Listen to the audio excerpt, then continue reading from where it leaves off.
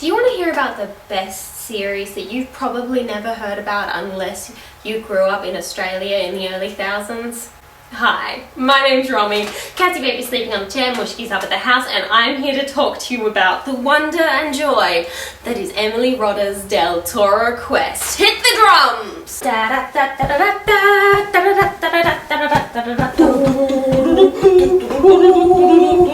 think I actually aced that. That's the theme song. So this is Del Toro Quest, a formative experience for anyone who got to experience it. A children's fantasy series by author Emily Rodda. It hit the shelves in 1999 or somewhere around those times, and I grew up with this series. I have no idea how old I was when I first was introduced to it, and I have no memory of ever first being introduced to it. It's one of those things that was always just there. I loved playing games with my siblings where we pretended to be the different characters. We even had a Del Toro Quest board game, but by the time the anime series had hit ABC3 in around 2010, my memory of this series was but a memory of a series. Recently, I decided I wanted to relive the magic, and I read the first book and watched the first episode of the anime, which was wild, and I was like, that's an inconsistency, that's an inconsistency. But they weren't actually inconsistencies, I just hadn't read the other books yet. So let's talk about this series because it is actually wild, and it was such a joy, a trip and an adventure to relive it. The books follow the adventures of Leaf, Barda and Jasmine. Leaf and Jasmine are both about 16. There's a reference to Leaf being older by the end of the book, which I'm gonna get to because the timeline in this book, it starts on Leaf's birthday. Buddy, you're not 17 by the end of it because I did some adventure time tracking. I'm a cartographer of time, and this timeline doesn't make a very good map. Also, the map is bloody wild in this. And then there's Barda, who is significantly older and kind of like the bodyguard and dad of the group. He's in his 40s, I would say.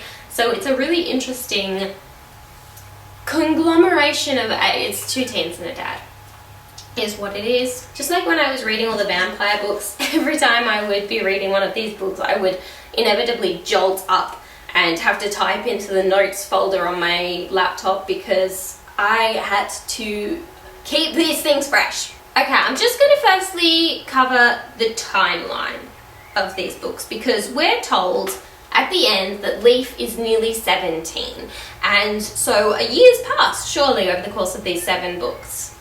And yet, in Book 1, The Forest of Silence, they walk for 1 day from the city to get to the dreaded Forest of Silence, which is such a far way away, and then Barda and Leaf are knocked out for a day, and then they rest for a week at the end of that book. They rest for a week. So that is 7, 8, that's 9 days. In Book 2, after walking for, I think, another day, they rest for a fortnight or so.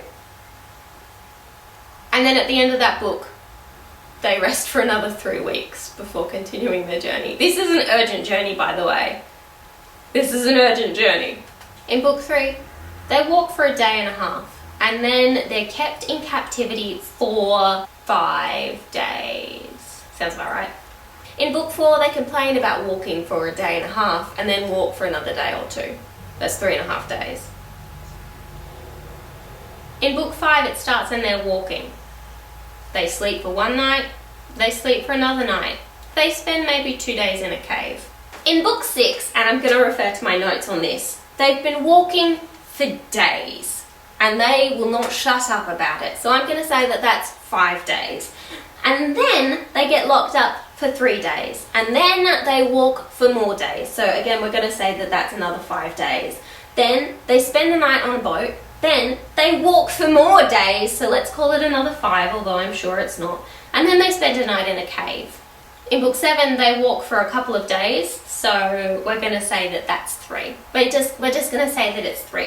Then there's 3 days of rain, and then they walk for another 7 days. And finally, in Book 8, they walk for 2 days, and then many days. So if we're saying that days is 5, many days can be 10. and then there's another day or two. So in total, giving them the maximum allowance of time here. This book is meant to cover a year. Book 1, 9 days. Book 2, 36 days. Book 3, 6.5 days. Book 4, also 6.5 days. Book 5, 4 days. Book 6, 19 days. Book 7, 13 days. And Book 8, 14 days. That comes up to a total of 108 days. Even if I'm way off in my guesstimation of what is days and what is many days, we're still at least 160 days short of him nearly being 17. It took them a little over 3 months, which is a really long time. But is it if you're saving the world? Is 3 months that long? Do you need to take a 3-week break on your second adventure? I don't know. Maybe not if you've just had a 2-week break the day before.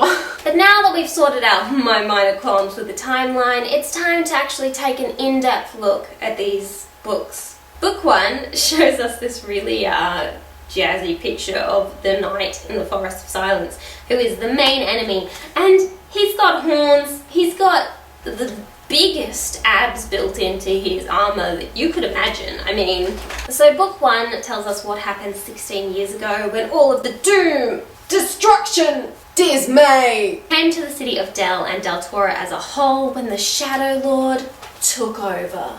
I found it a little info dumpy at first, but it helped set the scene, I guess. And then we meet the protagonist, Leif, who is also kind of the most boring character. He is by no means as interesting as Barda or as captivating as Jasmine. Jasmine was always my favourite. Jasmine also has 2 companions who come with her at all times. Cree, a raven. A raven. This girl lived in the forest and she had animals she could talk to. I was besotted. And she also has this little creature that's like a ball of fluff that chatters on her shoulder called Philly. We never really get a proper description, but I couldn't think of anything but, I think it's Fuzzywig or Fizzy something from the Dark Crystal, and that was never proved wrong. I don't think I've seen what it looks like in the anime yet, but it better look like Fuzzy Fizzywig. Now, I have 2 main points of contention with book 1, The Forest of Silence, and one, it's that The Forest of Silence is like a 2-hour walk from the city of Del, where Leif lives. That's not a very long way to walk, and it's like, oh my god, guys, watch out! The Forest of Silence is so deadly and dangerous, and it's terrible. But this kid is 16 literally on the day he leaves for his adventure, and yeah, there are a few cock-ups along the way, but every problem they face, they just smash it. And Barda is sometimes the least helpful. Usually it's Jasmine who seems to solve things, and occasionally Leif, who has amazing sword skills even though he shouldn't have. Leif really has a lot of skills that make very little sense. He grew up, his father works in a forge, so he grew up in a forge, so I can imagine that he would have a lot of strength. But Leif's skill, because there's a book where they all have their skills, and Jasmine's is that she's very witty and that she's small and fast. And Leif's skill, I think, is something to do with his kindness and compassion, but he's a little shit. And Barda's is about his strength. My second point of contention is the villain in The Forest of Silence. I can't remember his name. He's like the Golden Knight or something. And his whole shtick is that he is waiting for this flower to bloom, because when it blooms, he'll collect the nectar and he'll drink it and he will be given eternal life. But the problem is the guy's been waiting a couple 100 years for it to bloom. Buddy, you cracked the code. You've already got eternal life. You're immortal. Look at yourself. I mean, when he dies, there's nothing in the armor, but he can also, like, fight and squeeze his hands and walk around and talk. So there must have been something still living. There was no mention of, my flesh will regrow inside my armor if I just take a drink of this and then I will be a flesh man forever. No, it's I want to live forever. You already are. Because also, someone stabbed him in the neck and he was fine. because he's impossible to kill, but then a tree fell on him and he died. Book 2. In Book 2, The Lake of Tears, we have a moment where Leaf reflects on how he could never cry or express certain emotions in front of his old friends, but with Jasmine and Barda, he can.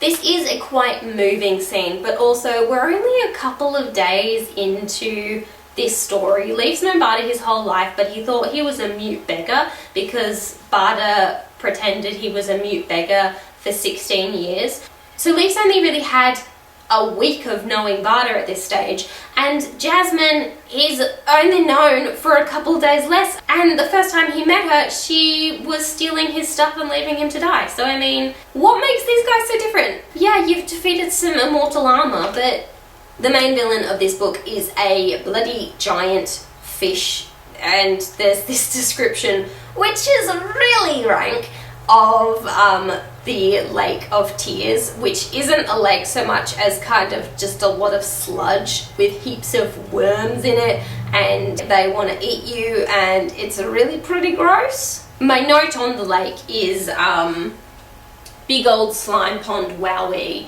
It hit me. It hit me in a way I didn't expect. This and the next book were kind of always my favourite too. The Lake of Tears has a bit of word play and puzzles and riddles and things, and I remember feeling so clever when I was little because I understood what was going on, and like the words were backwards, and that was a big plot point that I just spoiled. Now, Book 3, The City of the Rats. This one I think always was my favourite. I'm not really sure why.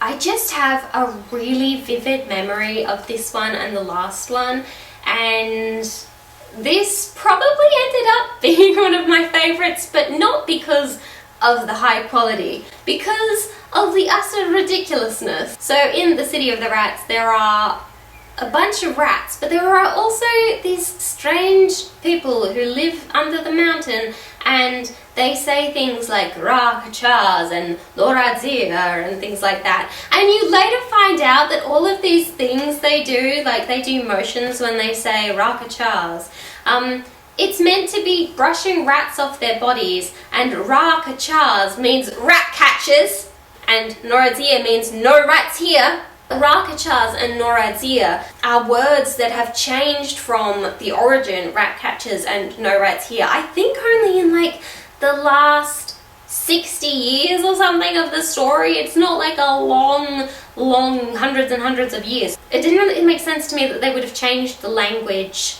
over such a short period of time, that it had to be this big revelation of, oh my god, they're saying rat catchers. Utterly ridiculous though, and I couldn't stop saying Noradzir and Rakachaz for an awful long time afterwards, which was very fun for everyone involved. We also meet another character in this book who is one of the best characters and another very formative character from my childhood, and that is shopkeeper Tom. He's the character who has the shop that literally has anything. Fire beads, beads that make fire, got it. Water absorption pellets that can dry up a river, got it. Other cool stuff, Tom's got it. And also the rats in this book, rodents of unusual size. Book 4. In this book, there's a character called Mother Brightly who walks around with like bees under her coat at all times, and it's just, she's fabulous. She's savage. I want Mother Brightly series. She made something called Queen Bee Honey, and she has an orchard full of wizened apples, and these guys are just like, Mother Brightly, why don't you let us have some of your apples we stole? And she's like, because they're mine, and they're just like, oh, but they're so much though. She's like, I don't give a shit. Get out. Icon, legend, diva. I love her. Mother Brightly, you have my heart. You're amazing. It also becomes incredibly apparent in the shifting sands that these guys hate walking and are thus the best people to go on this adventure. And they also hate repercussions because they do a lot of really stupid shit and occasionally get called out on it. And they just, what do you mean we can't just faff around and do in fact have to find out? We're the protagonists. What do you mean repercussions? Someone also gets eaten in this book, quite graphically. Hello, it is nighttime, the perfect time to continue a story of darkness, treachery, and darkness. Would you not agree? Good, I'm glad you agree. One of the main plot points in this book is also a tournament called the Rhythmia Games, where the characters have to travel to Rhythmia because they don't have any money anymore and they can't steal, apparently, because people don't like them doing that. Oh, life's so hard. So they decide to enter the Rhythmia Games. In the Rhythmia Games, say you've got 50 people and you pair off and everyone who wins a battle goes into the next tournament. It's a tourney. It's a tournament. Bartleleaf and Jasmine are all hoping to win to get the 100 gold or whatever it is. What happens if perchance two of you get to the end? Because I'm sure it's not as simple as putting aside your pride and letting one of your companions win a battle. Because my god, these guys have pride, and also this is Rhythmia. You don't throw battles in Rhythmia. It turns out the games are a little bit darker than one might have imagined.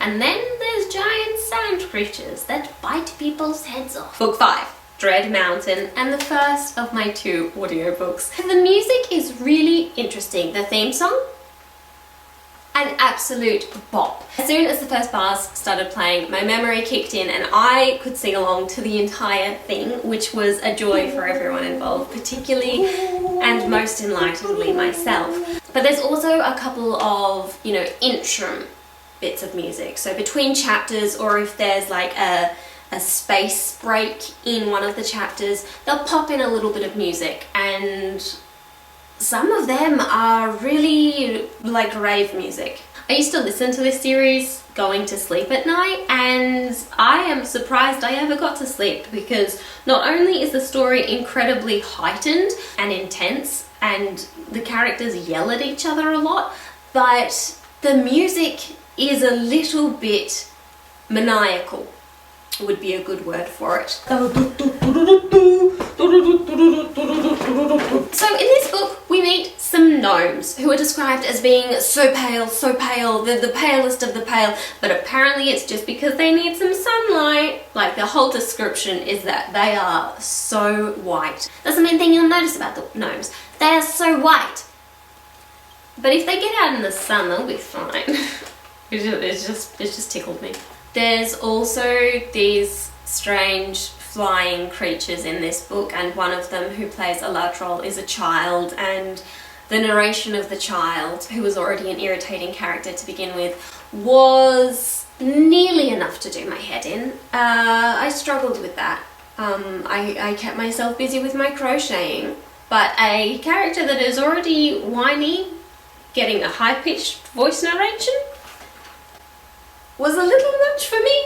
A character that we meet in one of the earlier books is called Doom, and he's kind of like the head of the resistance, and our gang doesn't really like him and he doesn't really like them because they don't want to trust each other, but they also want to work together, and Doom really wants our team to work with him, and our team is like, I don't trust you, Doom, and Doom's like, what do you mean you don't trust me? Well, I'm never talking to you again.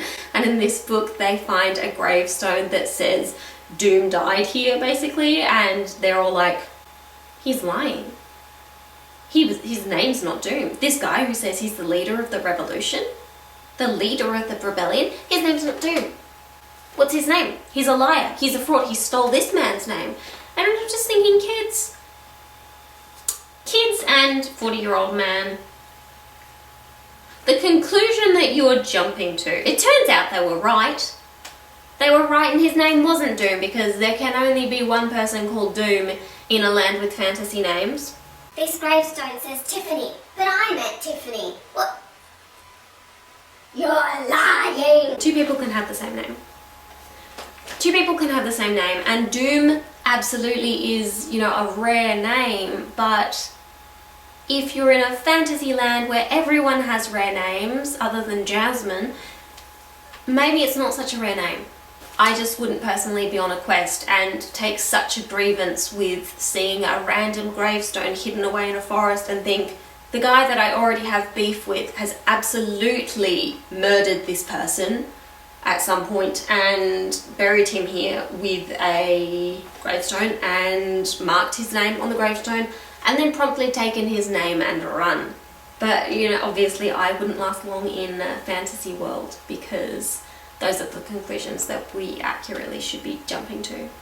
Book 6, The Maze of the Beasts. This one's about a giant slugworm with big teeth that eats people. The monsters are pretty vicious and vile and voracious in their hunger for the main characters. And this one was kind of gross. A lot of them are kind of gross though. You've got the knight, he's fine. You've got a fish that would like to eat you and swims around in slimy mud full of cannibalistic creatures.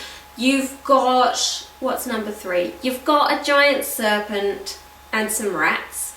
You've got horrific giant like ant things that have massive egg sacs on them that eat each other and people. You've got a giant drippy toad and you've got a giant drippy slimy slug with teeth about as big as a horse.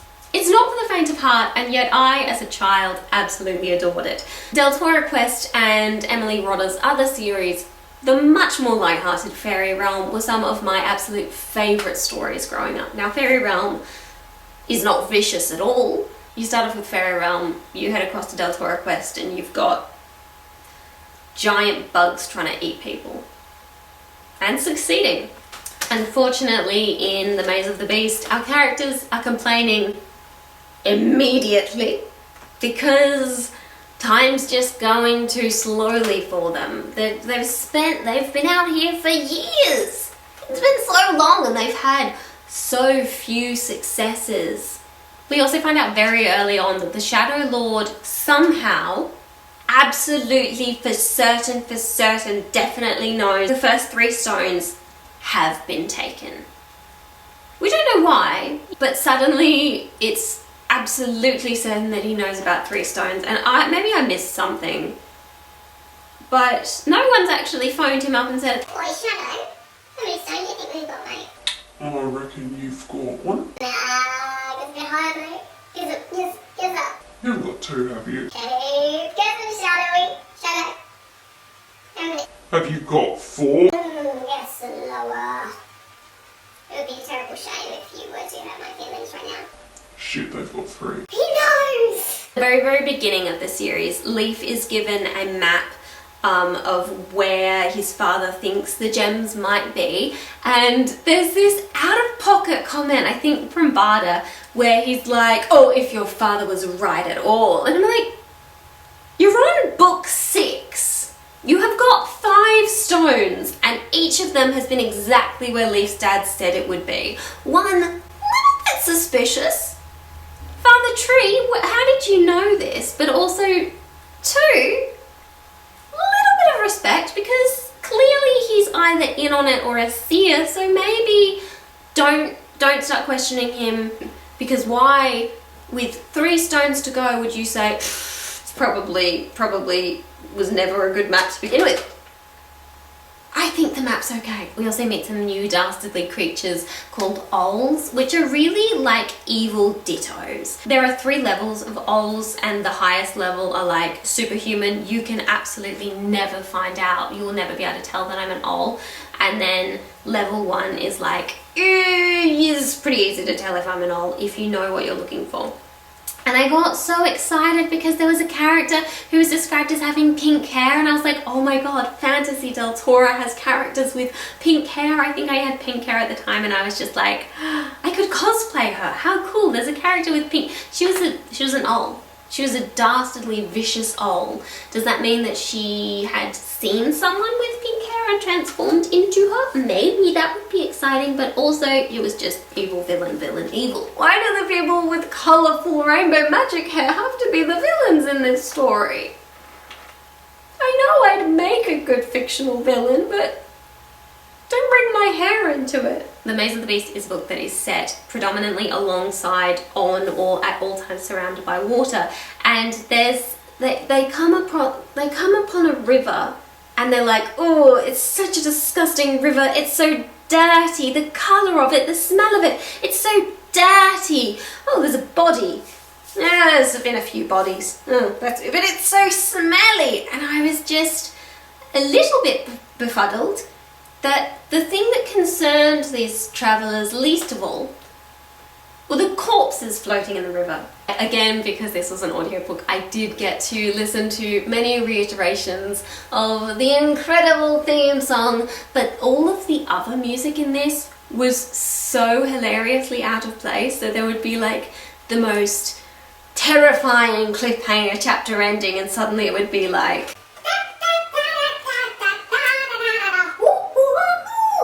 leaving me sitting there a little bit like this.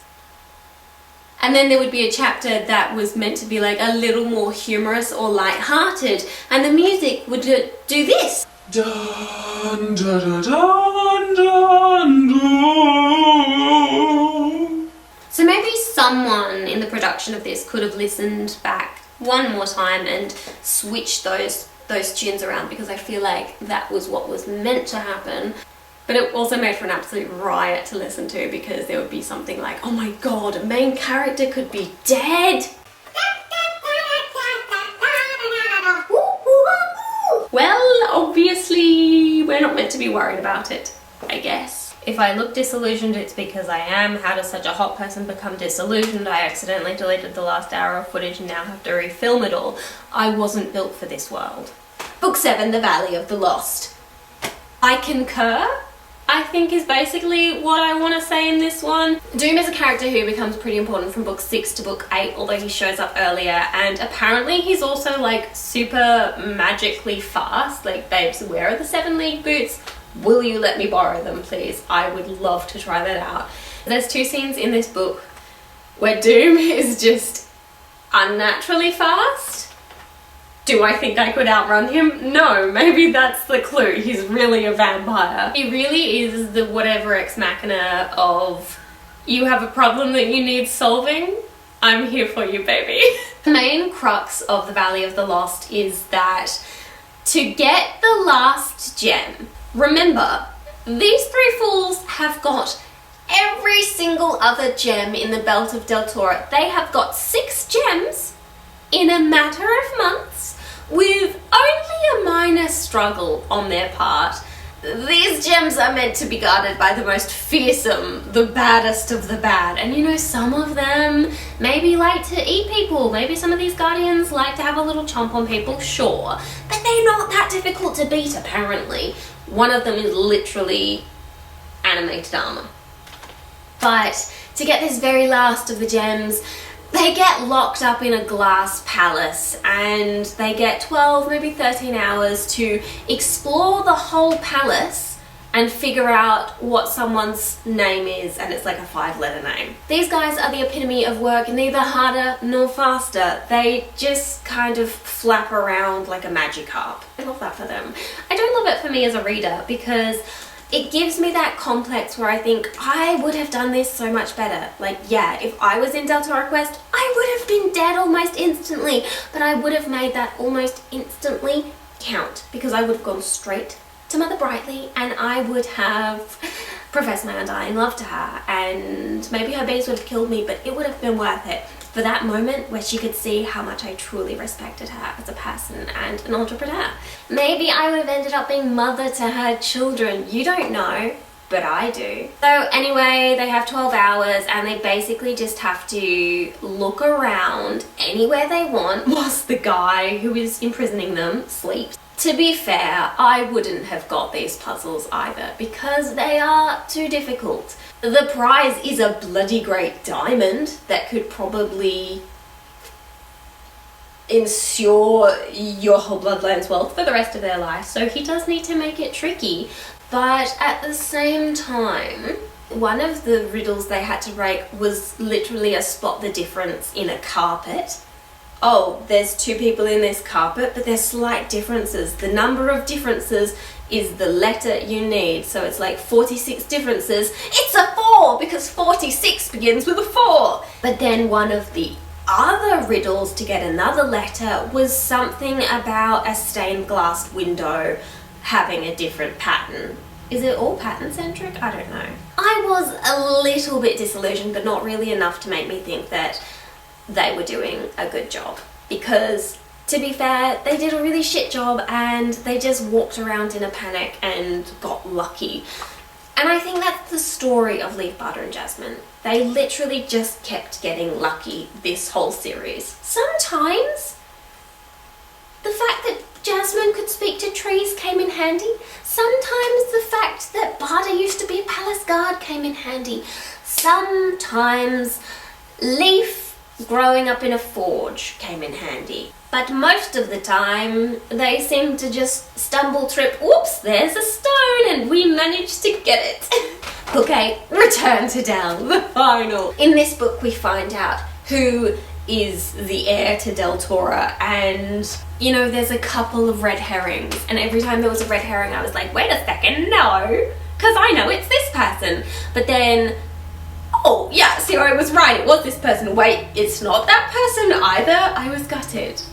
Because let's just say that the second person it was is the person I remembered it being, and they are the best option out of the three of them. To be quite fair, to be quite frank, to be quite honest, my choice is best. The actual heir, bit of a wet blanket. The actual heir should have been me to Mother Brightly's fortune and her hives. I would take such good care of her and those bees. I think I've fallen in love with Mother Brightly and her orchard. She's living the life I want, and she's protective of the things that count. You want to be protective of me? I'll also point out I actually made no notes about this book because I think it was the most unfamiliar, so I just kind of sat there reading it and not being super judgmental in a written form, just being super judgmental in a brain form. But I will say this was slightly one of the more convoluted books in the series, and that is saying a lot because they are quite convoluted in a good way. They keep you guessing, they keep you entertained. This one was probably the least interesting. The Shadow Lord, who is like the big boss. The Shadow Lord is the one who said, let's break this belt, let's scatter these gems, I'm deciding where they're going. He's in charge of all the big bads we've met. So the Shadow Lord's meant to be like the biggest and the baddest of the bad, but he's kind of limp. He's kind of not aggressive. He's kind of given like 2 lines of dialogue and we never really see him. Like, I wanted the descriptions. I wanted to know exactly what he looks like because I kind of think he's just this giant, like giant, massive, skyscraper-sized bundle of shadows. And I really feel like we should have seen more of him. I really feel like I didn't actually feel like he was a threat at all. Obviously he's like the puppet master, but his little minion whose name was very similar to Preminger, so I just referred to him as Preminger and just think of him as Preminger and just hear his voice as Martin Short as Preminger. He was worse. He was truly villainous. He was truly rubbing his hands with glee. High Fantasy Preminger really brought something to the story that the Shadow Lord didn't. I really think the Shadow Lord was weak. To be honest, he gave up way too easy. He just was like, oh no, well, I better go. And it wasn't even like a fun ending. It wasn't even a powerhouse ending. You couldn't have an AMV to this ending. So that was Deltora Quest. As a writer, I often struggle to remember to put like time into my books.